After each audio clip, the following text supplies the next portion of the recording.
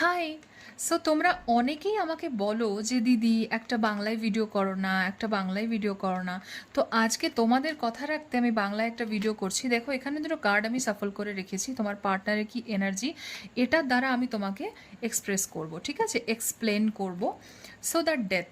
তো আমার এখানে মনে হচ্ছে যে তোমরা একে অপরের থেকে কিন্তু আলাদা রয়েছো।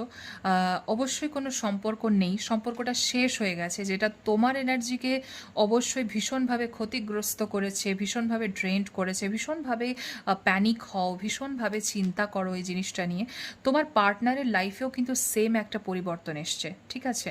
ও কিন্তু আগে যেভাবে রিয়্যাক্ট করতো, আগে যেভাবে ভাবতো, এখন কিন্তু সেভাবে ভাবছে না। কারণ লাইফে কিন্তু প্রচুর খারাপ মোমেন্ট, খারাপ সিচুয়েশন কিন্তু দেখেছে, যেটা হয়তো ও ভাবেনি আগে যে আমার সাথে এতটা বাজে হবে। ও ভেবেছিল যে লাইফটা দারুণ যাবে, কিন্তু সেটা হয়নি। এখন রিউনিয়ন চায় তোমার সাথে। ও চায় যে তুমি ওর লাইফে আবার ফিরে এসো, তোমার সাথে কিছুটা টাইমও স্পেন্ড করতে চায়। ও কিন্তু কিছুটা পরিমাণে চেঞ্জ হয়েছে, তোমাকে নিয়ে ভাবে এবং তোমাকে নিয়ে সেই ভালোবাসাটা সে ফিল করে। ঠিক আছে? সেই তাগিদে কিন্তু সে চায় যে তুমিও ওকে কপারেট করো। ও কিন্তু একটা ডিসকাশন করতে চায় তোমার সাথে। এবং আরেকটা কার্ড আমি নেব, 10 অফ প্যান্টিকলস। তোমার পার্টনার কিন্তু কমিটেড হতে পারে, ফ্যামিলি ওরিয়েন্টেড পার্সন হতে পারে। হতে পারে তোমাদের যে সম্পর্কটা সেটা ফ্যামিলিতে মানছে না, বা সম্ভব নয়, বা কাস্ট ইস্যু রয়েছে, বা কোনো রকম প্রবলেম রয়েছে। তোমার পার্টনার সবসময় তো সেখানে ইনভেস্ট করে যেখানে তার ফায়দা মনে হয়, তার ভালো লাগে। তো সেই কারণে তোমাদের সম্পর্কটা ভেঙেছে। ভীষণ মাইন্ড লজিক্যালি সে ভেবেছে এই সম্পর্কটাকে নিয়ে, কখনোই কিন্তু হার্ট থেকে ভাবেনি। সবসময়তে নিজের মাথাটাকে কাজে লাগিয়েছে।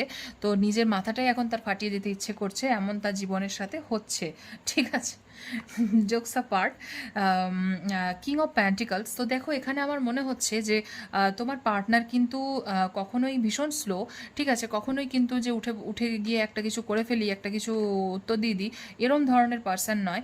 সবসময় নিজেকে লুকিয়ে রাখতে পছন্দ করে এবং তার একটা বাঁধা বাঁধা ফিল করে। কারণ কোনো একটা সম্পর্কে হয়তো সে জড়িত আছে, সেখান থেকে বেরোতে পারছে না, বা তুমি জড়িত আছো, সেখান থেকে এতটা পসিবল নয়, ইজি নয়। কিন্তু তার একটা ইমাজিনারি ওয়ার্ল্ড আছে যেখানে সে তোমার সাথে বাঁচতে ভালোবাসে।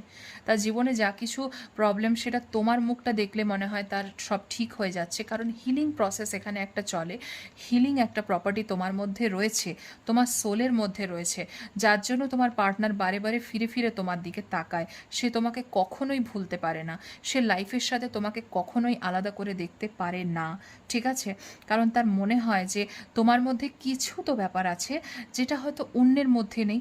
অন্য কেউ সেই সম্পর্কটা, সেই ব্যাপারটা দিতে পারছে না যেটা তুমি পারছো।